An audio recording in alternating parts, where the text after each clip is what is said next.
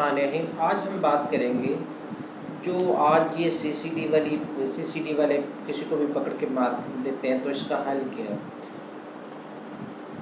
हल तो बड़ा इजी है अगर करना चाहें।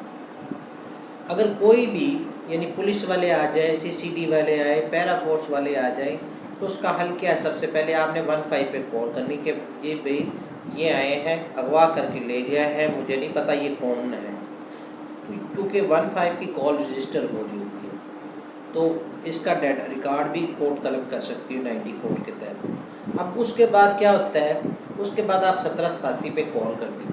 कॉल करने के बाद आप हाई कोर्ट में रिट पे चले जाएं कि ये इन्होंने इलीगल पकड़ा है, अगवा किया। उसके बाद ये आपसे माफ़ी भी मांगेंगे, आपको छोड़ के भी जाएंगे।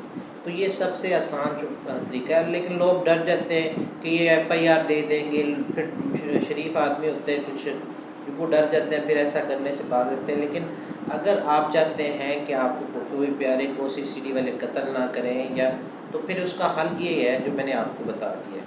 देखने के लिए शुक्रिया। अल्लाह हाफ़िज़।